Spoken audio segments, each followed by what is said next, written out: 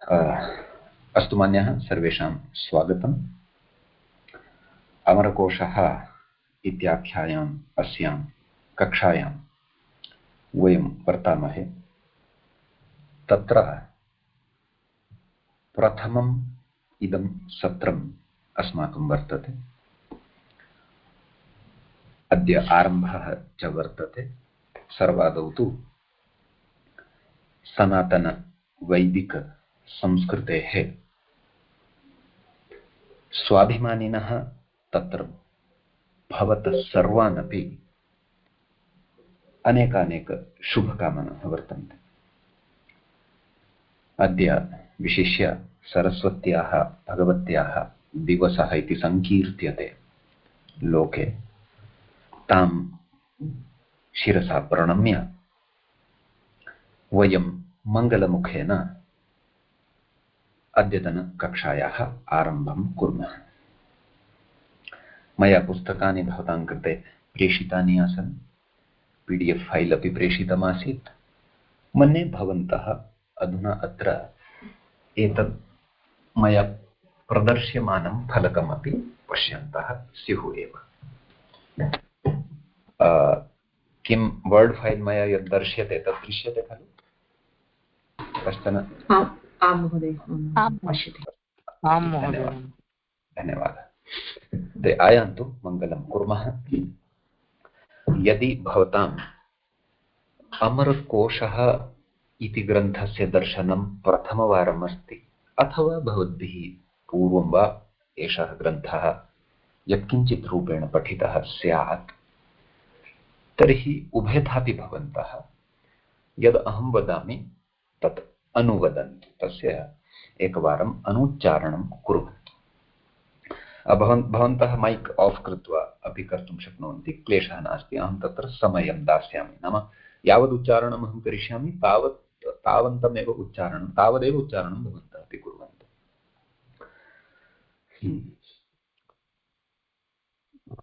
यस्य ज्ञानदया सिन्धोः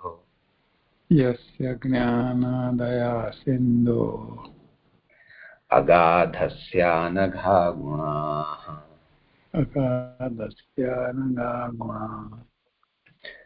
सेव्यतामक्षयो धीराः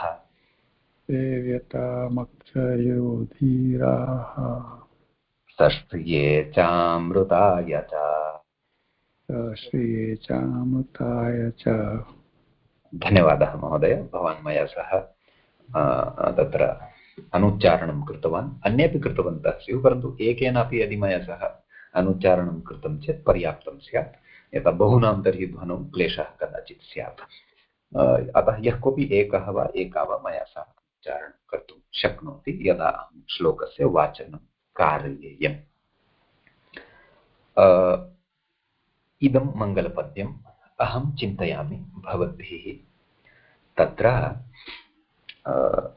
उपोद्घातरूपेण मया एकं सत्रं प्रेषितमासीत् यूट्यूब लिंक माध्यमेन। तद्भवद्भिः श्रुतं स्यात्।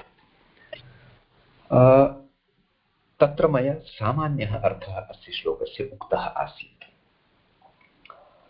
अद्य किञ्चित् अत्र विशिष्टां चर्चां कृत्वा वयम् अग्रे गच्छामः। अपि च अद्यतनपाठे यद्यपि लक्ष्यम् अस्ति यत् द्वितीयः श्लोकः, तृतीयः श्लोकः, चतुर्थः, पञ्चमः च श्लोकः, एतेषां पञ्चानां श्लोकानां विषये चर्चा कर्तव्या अस्ति, एतेषाम् अर्थः ज्ञातव्यः अस्ति। परन्तु अत्र चिन्तायाः विषयः नास्ति।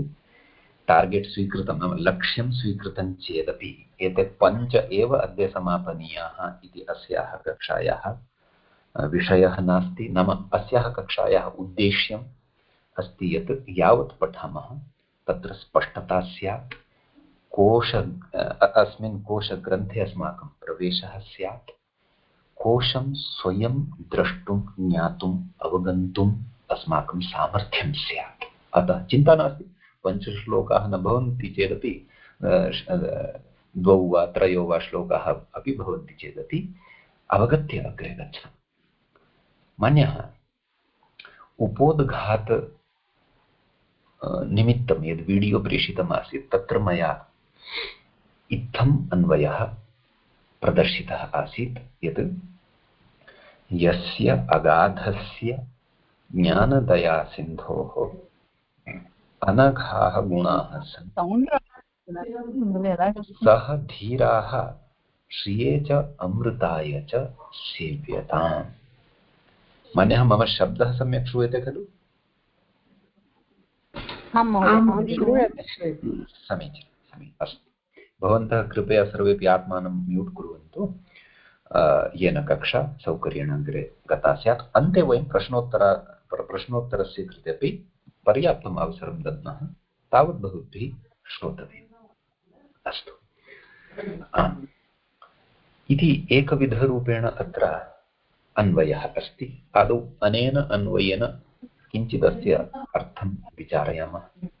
पुनः अत्र प्रकारान्तरेण अपि अन्वयः भवति, तम् अन्वयमपि पश्यामः।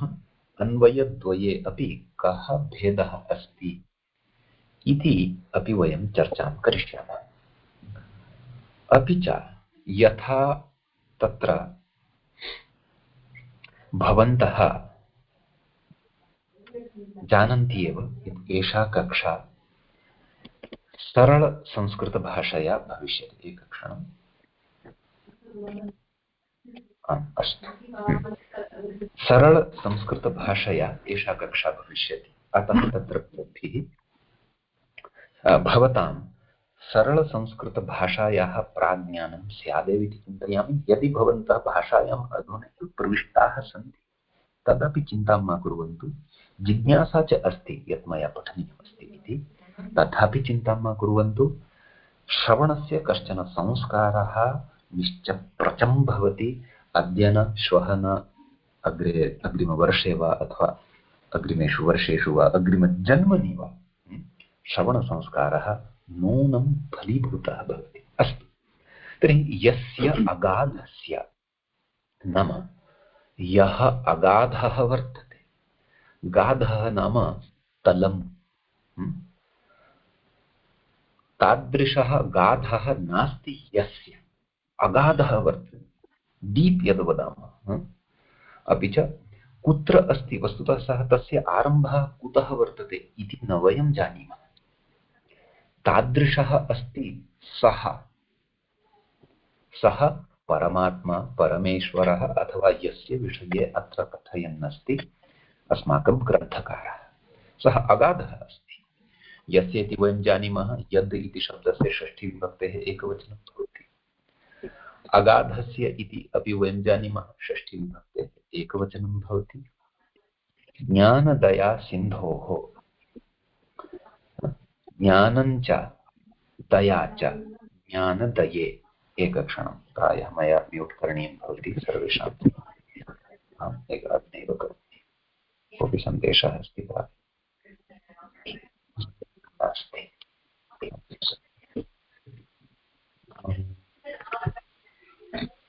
लेक्चर् मूड् मध्ये। अस्तु, इदानीं पुनः प्रकृतमनुसरामि। यस्य अगाधस्य ज्ञान कुत्र आसं? ज्ञानदया सिन्धोः नाम ज्ञानस्य दयायाः च यः सिन्धुः अस्ति, सागरः अस्ति। सिन्धुः नाम सागरः। कयोः सागरः अस्ति सः? ज्ञानदययोः सागरः वर्तते। नाम अनन्तं ज्ञानं यस्य सविधे अस्ति, वस्तुतः ज्ञानस्वरूपः एव सः परमात्मा। ज्ञानम् अर्थात् परमात्मा, परमात्मा अर्थात् ज्ञानं। समीचीनं। तादृशज्ञानस्य सिन्धुः एव, सागरः एव अस्ति सः। अपि च सः दयालुः अस्ति, तस्मिन् दया अस्ति। सः कदापि क्रूरः न भवति। अतः ज्ञानस्य दयायाः च सिन्धुः अस्ति सः कश्चन। सः कः इत्येतस्मिन् विषये अपि वयं चर्चां करिष्यामः। अपि च तस्य अनघाः गुणाः वर्तन्ते। यस्य ज्ञानदया सिन्धोः अनघाः गुणाः सन्ति। सन्ति इति क्रियापदस्य अत्र वयम् अध्याहारं कुर्मः। नाम अन्वयदृष्ट्या तत्र यत् पदं श्लोके न दृश्यते तस्य पदस्य अध्याहारं कुर्मः। अघः भवति पापः, पापं, न अघः अनघः। बहुवचने अस्ति अनघाः अथवा अविद्यमानः अघः येषां ते तादृशाः गुणाः अनघाः गुणाः सन्ति। नाम तस्य व्यापकत्वं, सर्वशक्तिमत्वं, दयालुत्वं, अजरत्वं, अमरत्वं, करुणसंवलितत्वम्, एतादृशाः बहवः गुणाः सन्ति ये सर्वथा सुतराम् अनघाः वर्तन्ते, अर्थात् अघरहिताः, पापरहिताः वर्तन्ते। तादृशः सः कः अस्ति? सः धीराः अस्ति। धीराः, यदि धीर इति शब्दं वयम् अकारान्तं स्वीकुर्मः तदा रामशब्दवत् रूपाणि भविष्यन्ति। रामः, रामौ, रामाः। यदि वा वयं धीरा इति शब्दम् आकारान्तं स्वीकुर्मः तदा धीराः, धीरौ, धीराः, यथा विश्वपा इति शब्दः भवति खलु, तद्वत् अस्य शब्दस्य रूपाणि भवितुमर्हन्ति। धियं राति, राति नाम ददाति, रा आदाने, रादाने, यथा नाम बुद्धिं ददाति अस्माकं कृते। सदसद्विवेकिनीं बुद्धिं ददाति यः सः, तर्हि अस्माकं कृते बुद्धिं कः ददाति? अस्माकं कृते बुद्धिं ईश्वरः ददाति। हाँ, आम्, बुद्धेः प्रयोगः अस्मदधीनः। बुद्धेः प्रयोगः उत्तमे पथि कर्तव्यः अथवा उत्तमाय विषयाय कर्तव्यः अथवा दुष्टाय विषयाय कर्तव्यः, सः विषयः अस्मदधीनः। परन्तु सर्वेष्वपि प्राणेषु सर्वोत्तमा बुद्धिः यस्मै दत्ता वर्तते, तादृशाः वयं मानवाः ये अधुना अमरकोशग्रन्थं पठन्तः स्मः। अतः तादृशः सः धीराः, सः सेव्यतां, तस्य सेवनं करणीयम्।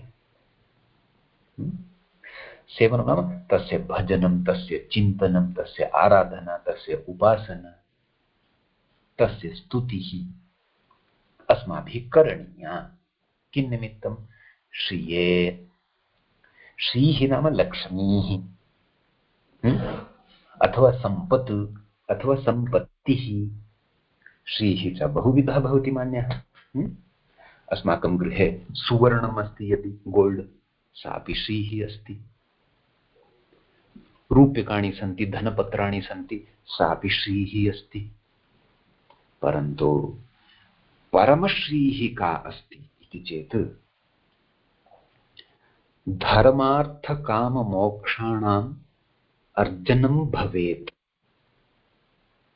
अस्माकं यादृशेन ज्ञानेन, यादृशेन व्यवहारेण वस्तुतः सा वास्तविकी श्रीः अस्ति। धर्मस्य अर्जनं कृत्वा धर्ममार्गेण अर्थस्य अर्जनं भवेत्, धर्मयुक्तः कामः भवेत्, ततः मोक्षस्य प्राप्तिः भवतु। एतत् पुरुषार्थचतुष्टयार्थम् अस्माकं जीवने यद्यदपेक्षितं तत्तत् सर्वं मङ्गलभूतं श्रीः इत्येव।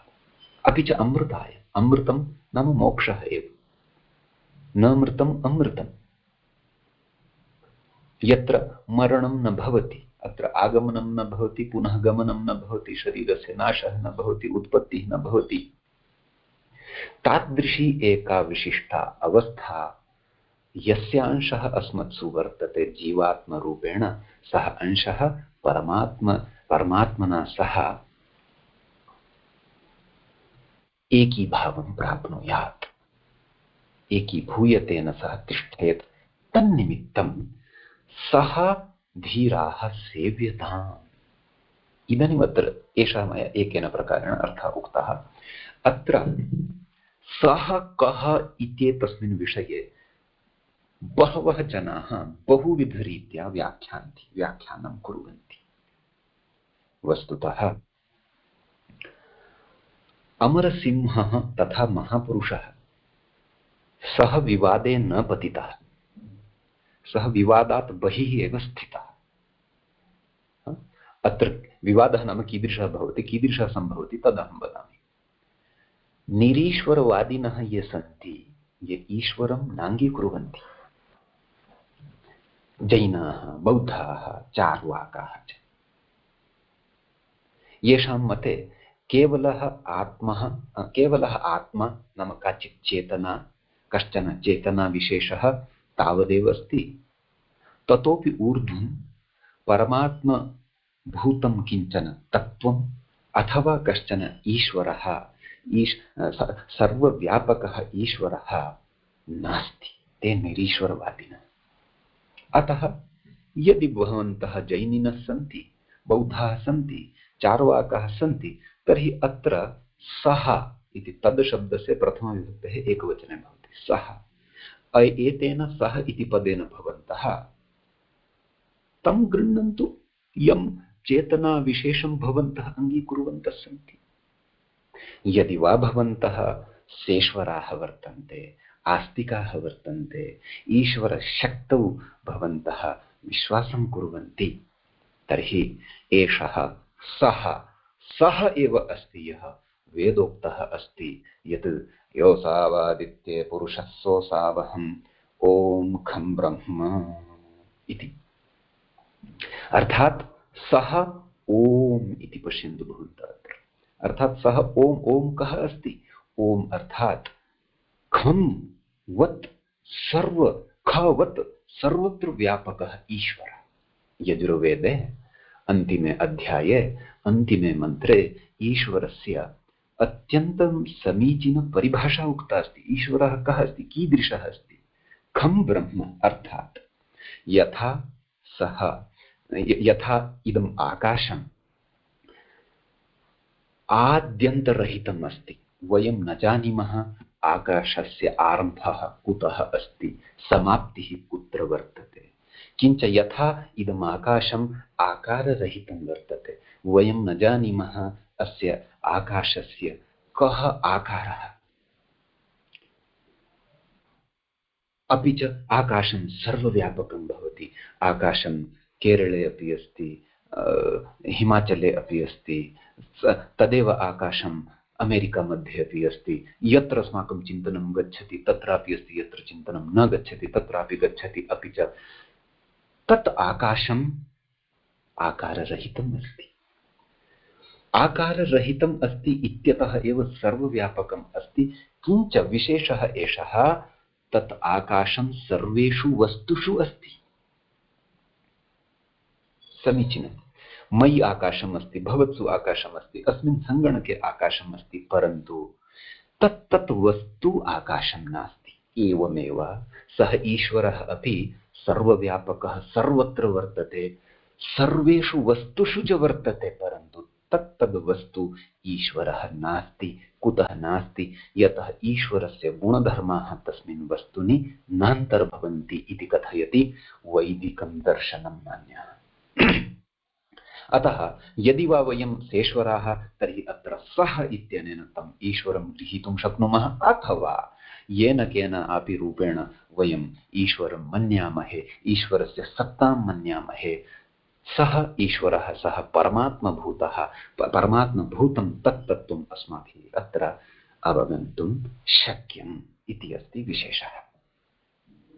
अस्तु, यद्यपि वेदान्तदृष्ट्या अमरकोशकारस्य अस्य मङ्गलाचरणस्य तावती व्याख्या भवितुमर्हति यत् वयं मासं यावदपि अस्मात् मङ्गलात् बहिः आगन्तुं न शक्नुमः। परन्तु तावत् सर्वं भवन्तः गच्छता कालेन यदा षण्णां दर्शनानां स्वाध्यायं कदाचित् कुर्युः, तदा अस्य मङ्गलपदस्य इतोपि रहस्यानि कदाचित् पुरतः आगच्छेयुः। मया तु वैदिकदृष्ट्या अत्र अस्माकीनः पक्षः उपस्थापितः, किञ्च अत एव बहवः जनाः जैनिनः दृढं वदन्ति अमरसिंहः जैनमतावलम्बी आसीत्, बौद्धाः ये वदन्ति एषः बौद्धमतावलम्बी आसीत्। परन्तु गच्छता कालेन यथा यथा भवन्तः अग्रे कोशं द्रक्ष्यन्ति तदा तदा ज्ञास्यते नायं जैनी आसीत्, नायं बौद्धः आसीत्, न चायं पौराणिकः आसीत्, अयम् आसीत् शुद्धः संस्कृतज्ञः, संस्कृत गीर्वाण्याः संस्कृतभाषायाः महान् कश्चन कार्यकर्ता, परोपकारी च। अस्तु मान्यः, अत्र अन्वयस्य प्रकारान्तरं भवति। हे धीराः, नाम वयम् अत्र धीराः स्मः। ये भवन्तः अत्र पश्यन्तु, क्षणमेकं वदामि, दृष्ट्वा वदामि। आम्, प्रायः अत्र 170 जनाः अत्र आगताः सन्ति। अतः वयम् 170 सर्वेपि जनाः धीराः स्मः। किमर्थम् इति चेत् भवतां मतिः शास्त्राध्ययनाय संलग्ना अस्ति, अथवा शास्त्राध्ययनेन संलग्ना अस्ति। विविधेषु क्षेत्रेषु कार्यं कुर्वन्तः भवन्तः। मया शास्त्रम् अध्येतव्यं, मया शास्त्रं पठनीयं, मया संस्कृतवाङ्मयस्य शब्दराशिः ज्ञातव्यः इति एतादृशी मतिः भवतां सविधे अस्ति, यत्र समग्रम् अपि इदम् अखिलमपि प्रपञ्चं कलिमलप्रभावेण संस्कृतात् विमुखं सत्, संस्कृतस्य अध्ययनं तु दूरे तिष्ठतु, संस्कृतस्य निरादरे संलग्नं वर्तते। तादृशे अस्मिन् परिवेशे भवन्तः बहूनि कार्याणि त्यक्त्वा शास्त्राध्ययनाय तत्र उद्युक्ताः वर्तन्ते इति कारणात् भवन्तः वस्तुतः धीराः सन्ति मान्याः। अतः तादृशाः हे धीराः, हे इति अध्याहारः कृतः। भवन्तः धीराः, यस्य अगाधस्य ज्ञानदया सिन्धोः अनघाः गुणाः सन्ति, सः अगाधः अस्माभिः श्रिये अमृताय च सेव्यताम्। भवद्भिः धीरैः सह सेव्यताम्, अथवा अस्माभिर्वा सेव्यताम्। समीचीनम् इत्यपि अत्र सम्भवति अन्वयान्तरं, नाम अन्यविधरीत्या अत्र इदम् अन्वयमपि सम्भवति इति। मङ्गलपद्यस्य विषये एतावान् विशेषः अत्र उक्तः। भवन्तः अस्य मङ्गलपद्यस्य तत्र नाम कण्ठस्थीकरणं वा पारायणं वा अथवा अर्थचिन्तनं वा अवश्यं कुर्युः।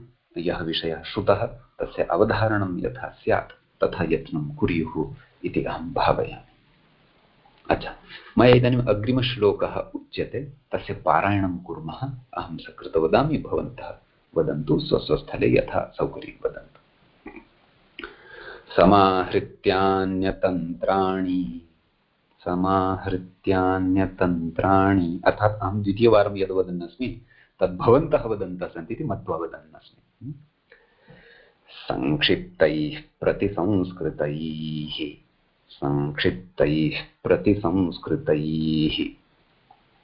सम्पूर्णमुच्यते वर्गैः नामलिङ्गानुशासनम्। इतोपि एकवारं। समाहृत्यान्यतन्त्राणि संक्षिप्तैः प्रतिसंस्कृतैः सम्पूर्णमुच्यते वर्गैः नामलिङ्गानुशासनम् इति। द्वितीयः अयं श्लोकः भवति मान्याः अमरकोशग्रन्थस्य, किञ्च मङ्गलपद्येन एव अस्माकं तत्र प्रथमकाण्डस्य प्रथमवर्गस्यापि आरम्भः जातः भवति, तदपि वयं बुद्धौ स्थापयेम। प्रथमवर्गः स्वर्गवर्गः भवति इति उपोद्घात सत्रे अस्माभिः उक्तमासीत्। अस्य श्लोकस्य अन्वयं पश्यामः। तत्र आदौ पदच्छेदं करोमि, पश्यन्तु। समाहृत्य इति एकं पदम् अस्ति, अव्ययपदं भवति। अन्यतन्त्राणि इति एकं पदं वर्तते, द्वितीयाविभक्तेः बहुवचने अस्ति, नपुंसकलिङ्गे वर्तते। संक्षिप्तैः इति एकं पदम्, अपरं पदम् अस्ति, तृतीयाविभक्तेः बहुवचनं वर्तते। एतत् पुल्लिङ्गे भवति, वर्गैः एतस्य विशेषणं भवति। प्रतिसंस्कृतैः एतदपि पदं तृतीयाविभक्तेः बहुवचनान्तरं भवति। सम्पूर्णम् इति प्रथमाविभक्तेः एकवचनान्तं तत्र नपुंसकलिङ्गे भवति। उच्यते इति क्रियापदं भवति मान्यः। वक्ति अर्थात् वदति, वक्ति इति भवति खलु लट्लकारे प्रथमपुरुषे एकवचने, तस्य कर्मप्रयोगे लट्लकारे लट्लकारे प्रथमपुरुषे एकवचने उच्यते इति क्रियापदं भवति। वर्गैः इत्यपि तृतीयाविभक्तेः बहुवचनान्तं भवति मान्यः पुल्लिङ्गे। नामलिङ्गानुशासनम् एतत् समस्तपदं भवति, अपि च एतत् नपुंसकलिङ्गे प्रथमाविभक्तेः एकवचनं भवति। अस्य अन्वयं पश्यामः। अन्यतन्त्राणि समाहृत्य संक्षिप्तैः प्रतिसंस्कृतैः वर्गैः सम्पूर्णं नामलिङ्गानुशासनम् उच्यते इति। सम्यक्। इदानीम् अत्र मया एतस्य अध्याहारः कर्तव्यः। अध्याहारः नाम यद्यपि विशिष्टं तस्य लक्षणमपि भवति, सामान्यतया सरणेन अर्थेन कथयामि चेत् पद्यादिषु अथवा वाक्यादिषु, वाक्ये वा पद्ये वा अर्थस्य पूर्तिं कर्तुं पद्ये अविद्यमानं पदं तत्र वयम् आनीय पठामः अथवा चिन्तयामः अथवा कथयामः। यथा अत्र मया इति नास्ति, यथा उच्यते, उच्यते इति पदेन आकाङ्क्षा जायते। केन उच्यते इति चेत् मया उच्यते। तर्हि मया नाम केन? मया इत्यत्र मूलशब्दः अस्ति अस्मत् शब्दः। मया अहं वच्मि अर्थात् अहं वदामि, एतस्य एव कर्मणि प्रयोगः मया उच्यते। तर्हि मया केन इति चेत् अमरसिंहेन उच्यते इति। अतः मया इति पदस्य अत्र अध्याहारं कुर्मः। सम्यक्। तर्हि मान्यः अत्र एकैकस्य पदस्य अर्थं पश्यन्तः अग्रे गच्छामः। प्रकृते अन्यतन्त्राणि इत्यनेन किं ग्राह्यम् इति चेत् अत्र श्रीमतः भट्टोजिदीक्षितवर्यस्य पुत्रः श्रीमान् भानुजिदीक्षितः, सः एकाम् अतिप्रसिद्धां व्याख्यां लिखितवान् इति मया, सा व्याख्या अद्य मया भवतां कृते प्रेषिता अपि अस्ति। तां व्याख्याम् अहं किञ्चित् अत्रापि दर्शयितुकामः। आम्, क्षणमेकम्। अमरव्याख्या एषा अधुना अत्र अस्ति एव। मन्ये भवद्भिः एषा व्याख्या दृश्यमाना स्यात्। अस्माभिः मङ्गलं कृतं वर्तते। अग्रिमश्लोकं प्रति अत्र पश्यन्तु, अत्र आगच्छन्तु। अत्र किञ्चित् आकारं बृहत् करोमि, अहं चिन्तयामि भवद्भिः एतद् दृश्यमानं स्यात्। समाहृत्य अन्यतन्त्राणि, अन्येषां तन्त्राणि अन्यतन्त्राणि। तर्हि अन्येषां केषां? व्याड्यादीनां तन्त्राणि। व्याडिः आदिः येषां ते व्याड्यादयः, तेषां व्याड्यादीनां व्याडिः कः आसीत्? व्याडिः महर्षेः पाणिनेः मातुलः आसीत् इति अस्ति इतिहासः। अतः सोऽपि एकं शब्दानुशासनं लिखितवान्। व्याडेः परिभाषावृत्तिः अपि काचित् प्रसिद्धा अस्ति। अथ व्याकरणे परिभाषा भवन्ति खलु, तद्वद् व्याड्याचार्यः परिभाषाग्रन्थमपि लिखितवान्। अपि च शब्दानां विषये सः बहु कार्यं कृतवान्।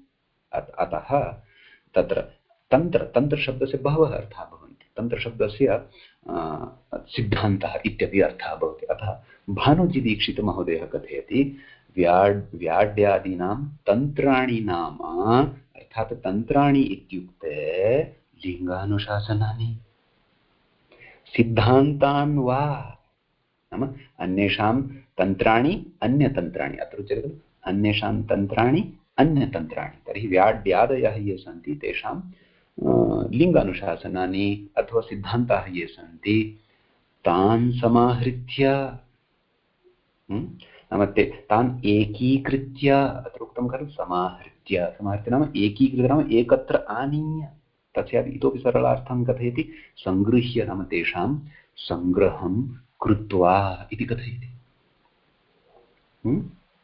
मया उपोद्घातसत्रे अपि उक्तं खलु, एका प्रसिद्धा उक्तिः अस्ति अमरकारस्य विषये, यत् अमरसिंहः पापीयान् सर्वं भाष्यम् अचुचुरत्।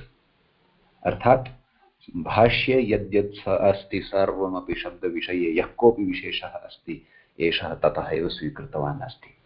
अतः अत्र संक्षेपेण उक्तवान् अन्यतन्त्राणि नाम अन्येषां ये सिद्धान्ताः सन्ति ते एव मया अत्र सङ्कलिताः वर्तन्ते। मया नूतनतया किमपि अत्र न लिखितम् अस्ति, नूतनतया किमपि न लिखितम् अस्ति इति चेत् अत्र कः अभिप्रायः इति चेत् शब्दाः एते अमरकोशकारेण रचिताः, अमरकोशकारेण सृष्टाः इति नास्ति। शब्दः तु पूर्वमेव आसीत्। यथा वैयाकरणः वदन्ति खलु यत् व्याकरणं तु एका कल्पना अस्ति, तावदेव। किं निमित्तं सा कल्पना कृता अस्ति? शब्दाः रक्षिताः भवन्तु, शब्दानाम् अर्थबोधः जायेत, भाषा अपभ्रंशा न स्यात्, वेदस्य रक्षा स्यात् इत्यादिकं। तद्वदेव अत्रापि एषः अन्येषां तन्त्राणि एव एकत्र सङ्गृहीतवान्, एकत्रैव तस्य सङ्कलनं कृतवान् अस्ति इति अस्ति। पुनश्च एतस्य अर्थं कथयति नामलिङ्गानुशासनम्। इदानीम् अस्माकम् अन्वयः तु ज्ञातः अस्ति खलु, अग्रे पश्यन्ति। पुनः वदन्नस्मि, नाम अन्यतन्त्राणि समाहृत्य संक्षिप्तैः प्रतिसंस्कृतैः वर्गैः सम्पूर्णं नामलिङ्गानुशासनम् उच्यते। तर्हि नामलिङ्गानुशासनम् इत्यस्य विषये कथयति नामान्याख्याः, नामानि आख्याः नाम नामपदानि, आख्यापदानि, सुबन्तपदानि, कृष्णः, रामः, सीता, रमा, देवः, स्वर्गः, नरकम् इत्यादिकं सर्वमत्र सङ्कलितं। नामानि लिङ्गानि च पश्यन्तु, अत्र अस्य पदस्य विषये उच्यमानमस्ति नामलिङ्गानुशासनम्। तर्हि नामानि किञ्च लिङ्गानि च। लिङ्गानि प्रसिद्धानि सन्ति, स्त्रीलिङ्गम् अस्ति, पुंलिङ्गम् अस्ति, नपुंसकलिङ्गम् अस्ति। अत्र समासानुरोधकारेण स्त्रीलिङ्गम् आदौ उपात्तम् अस्ति। क्वचित् ग्रन्थेषु पुल्लिङ्गम् आदौ दृश्यते, पश्चात् स्त्रीलिङ्गं दृश्यते, पश्चात् नपुंसकलिङ्गं दृश्यते। यथा सिद्धान्तकौमुदी ग्रन्थः दृष्टः स्यात् भवद्भिः, तत्र षड्लिङ्गप्रकरणे आदौ पुल्लिङ्गप्रकरणम् अन्वाख्यायते, ततः स्त्रीलिङ्गप्रकरणं, ततः नपुंसकलिङ्गप्रकरणं। परन्तु समासगतनियमं पुरस्कृत्य अत्र स्त्रीशब्दः पूर्वम् आनेयः तत्र अस्ति। समासे स्त्रीशब्दः, पुंशब्दः, नपुंसकलिङ्गः, कः शब्दः पूर्वम् आगच्छति इति सर्वं व्याकरणे डीप्ली पठितुं शक्यते। सद्यः तावतीं चर्चां न अत्र करिष्यामि, आगच्छन्तु। लिङ्गानि च नाम स्त्री पुंनपुंसकलिङ्गानि अनुशिष्यन्ते। एतद् कस्य विषये उच्यमानमस्ति? नामलिङ्गानुशासनम् इत्येतस्य विग्रहः उच्यमानः अस्ति। तद् अवधानेन पश्यन्तु। नामानि उक्तानि, नामानि च लिङ्गानि च नामलिङ्गानि। नामलिङ्गानाम् अनुशासनं, नामलिङ्गानाम् अनुशासनम् इति भवति। तर्हि नामानि कानि भवन्ति इत्युक्तं, लिङ्गानि कानि भवन्ति इत्यपि उक्तम्। अनुशिष्यन्ते विविच्य बोध्यन्ते अस्मिन्, अस्मिन् नाम अस्मिन् ग्रन्थविशेषे, अथवा अनेन नाम अनेन ग्रन्थविशेषेण वा इति नाम उभयथा विग्रहः सम्भवति। अनुशिष्यन्ते विवेच्य बोध्यन्ते अस्मिन् अथवा अनेन वा इति नामलिङ्गानुशासनं भवति। सम्यक्। नाम अत्र नामलिङ्गानुशासनम् इत्यत्र कः प्रत्ययः अस्ति इत्यपि सः अतीव सूक्ष्मतया विचारयति। कः? भानुजीदीक्षितमहोदयः। नाम करणादिकरणयोः चैतन्येन ल्यूट् भवति इत्यादिकम् इत्यादिकम्। अस्तु, तर्हि नामपदानि सन्ति, अपि च नामपदानां लिङ्गानाम् अत्र अनुशासनं क्रियते। किं लिङ्गं, किं कः शब्दः कस्मिन् लिङ्गे अस्ति इति अत्र उच्यते। अपि च शब्दस्य अर्थः अत्र उच्यते विविधैः पर्यायपदैः। तत् सम्पूर्णम् उच्यते। सम्पूर्णं नाम पश्यन्तु, न्यूनत्वदोषरहितं यथा अस्ति वाङ्मये, यथा व्यवहृतम् अस्ति वाङ्मये। स्त्रीलिङ्गं चेत् स्त्रीलिङ्गे चेत् तस्य स्त्रीलिङ्गत्वेन निर्देशः, पुल्लिङ्गे चेत् तस्य पुल्लिङ्गत्वेन निर्देशः, नपुंसकलिङ्गं चेत् तस्य नपुंसकलिङ्गत्वेन निर्देशः। एवं रीत्या दोषः यथा न स्यात् तद्वत् कार्त्स्येन अर्थात् समग्रतया सम्पूर्णतया उच्यते। समीचीनम्। पुनः कीदृशं तद् नामलिङ्गानुशासनम् उच्यते इति चेत् वर्गैः युक्तम् अस्ति। तत् अत्र पश्यन्तु, वर्गैः युक्तम् अस्ति। वर्गैः नाम प्रकरणैः। अत्र प्रकरणानि कृतानि सन्ति मया नाम अमरसिंहेन। प्राधान्येन त्रीणि प्रकरणानि कृतानि वर्तन्ते, यानि काण्डपदवाच्यानि सन्ति। अर्थात् प्रथमं काण्डं, द्वितीयं काण्डं, तृतीयं काण्डम् इत्येवं रीत्या। समीचीनं। तत्रापि काण्डेषु अपि वर्गाः कृताः सन्ति। स्वर्गवर्गः, एवं रीत्या दशवर्गः, पञ्चवर्गः, एवं मध्ये काण्डेषु वर्गाः विभक्ताः सन्ति। तत् गतपाठे भवद्भिः दृष्टं स्यादेव। पुनश्च कीदृशैः कथयति पश्यन्तु, संक्षिप्तैः अत्र अन्वयः वर्तते। नाम स्वल्पशब्दैः इति कथयति। बहुविस्तारः न कृतः अस्ति। अमरसिंहस्य कोशं पठित्वा ज्ञायते एषः महान् वैयाकरणः आसीत्। मुनित्रयमादौ सम्यक् अधीतवान्। पाणिनिं, कात्यायनं, पतञ्जलिं, ततश्च समग्रं वाङ्मयमपि अधीतवान्। अधीत्य पुनः लिखितवान्। वैयाकरणानां तु तत्र प्रयोजनं भवति लाघवं, संक्षेपः। एकं लघुवाक्यं वदन्ति भाष्यकारः, समग्रेपि महाभाष्ये तादृशं पदं न लप्स्यते, तादृशं वाक्यं न लप्स्यते यस्मिन् वाक्ये 10तः ऊर्ध्वं पदानि स्युः, 10भ्यः ऊर्ध्वं पदानि स्युः। न, त्रिपदवाक्यं, चतुष्पदवाक्यम्, अधिकाधिकं पञ्चपदवाक्यम्, एवं लघुनि वाक्यानि भवन्ति। परन्तु आशयः समुद्रवत् गभीरः भवति। अतः अमरसिंहः अपि वैयाकरणः वस्तुतः, सः अपि संक्षेपप्रियः, लाघवप्रियः अस्ति। बहु विस्तारं न करोति। बहु पण्डितवत् श्लोकानां रचना करणीया, तत्र रसाः निवेशनीयाः, तत्र अलङ्काराः निवेशनीयाः, ततः श्लोकः निर्मातव्यः। ततः न न न, गौरवं न करणीयं। लाघवेन तत्र मया एते शब्दाः उच्यन्ते। पुनः कीदृशैः इति चेत् प्रतिसंस्कृतैः इत्युक्तं खलु। प्रतिसंस्कृतैः वर्गैः, वर्गैः एतस्य विशेषणं खलु तत्। संक्षिप्तैः प्रतिसंस्कृतैश्च वर्गैः। प्रतिसंस्कृतैः नाम कोऽभिप्रायः इति चेत् कथयति अत्र भानुजीदीक्षितवर्यः, प्रत्येकं क्रमकथनेन कृतोत्कर्षैः। नाम तत्र कश्चन विशिष्टः क्रमः वर्तते। तस्य सः क्रमः कः, कथं सः शब्दान् अग्रे प्रतिपादयिष्यति इति तु अग्रिमश्लोकचतुष्टयेन अस्माभिः ज्ञास्यते। अतः प्रत्येकं क्रमकथनेन कृतोत्कर्षे, नाम क्रमकथनेन विशिष्टः क्रमः तत्र बद्धः वर्तते, निबद्धः वर्तते, तादृशः कृतः वर्तते। उत्कर्षः नाम उत्कृष्टता, औत्कृष्ट्यं तत्र आनीतं वर्तते। तादृशैः प्रतिसंस्कृतैः वर्गैः मया अत्र शब्दाः सन्ति। अग्रे यद्वा अथवा इत्यपि कथयति असारांश असारांश हा, असारांशरहितैः शब्दरचना विशेषवद्भिः इति। नाम अशेषः सारांशः अपि तत्र वर्तते अथवा भिन्नप्रकारेण अपि यत्र व्याख्या सम्भवति। नाम सारांशरहितैः इति नास्ति, असारांशरहिताः ते वर्तन्ते। रहितः अत्र एकः निषेधः भवति, न इति अपरः निषेधः वर्तते, अर्थात् अन्ततः अत्र सारांशार्थः एव गम्यते। शब्दरचना विशेषवद्भिः, अपि च शब्दानां विशिष्टा रचना अपि अत्र मया कृता वर्तते। अतः आहत्य नाम अत्र विशिष्टः कश्चन क्रमः वर्तते, संस्कृतः क्रमः वर्तते। नाम तस्य क्रमस्य परिधौ स्थित्वैव मया शब्दानाम् अत्र निबन्धनं कृतं वर्तते इति कथयति अमरसिंहः। अतः तादृशं लिङ्गानुशासनं मया अत्र रच्यते इति कथयति।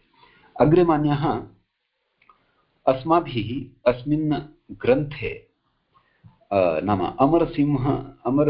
अमरकोशः इत्याख्ये ग्रन्थे कथं शब्दाः प्रतिपत्तव्याः, अर्थात् कथं शब्दानां ज्ञानं कर्तव्यं, शब्दानाम् अर्थस्य निश्चयः कर्तव्यः, शब्दानां लिङ्गस्य निश्चयः कर्तव्यः, शब्दाः अत्र केन प्रकारेण उक्ताः वर्तन्ते इति अग्रिमश्लोकत्रयेण ज्ञातं भविष्यति। यथा एतद् अग्रिमश्लोकत्रयम् अस्माभिः अतीव यत्नेन अवगन्तव्यं भविष्यति। ये भवन्तः जिज्ञासवः सन्ति तत् कुतः वदामि इति चेत्, यथा समग्रां पाणिनीयाम् अष्टाध्यायीं सम्यक्तया ज्ञातुम् अथवा अखिलमपि व्याकरणं ज्ञातुम् अष्टाध्याय्याः प्रथमस्य अध्यायस्य प्रथमः पादः सम्यक्तया परिश्रमपूर्वकं ज्ञातव्यः भवति।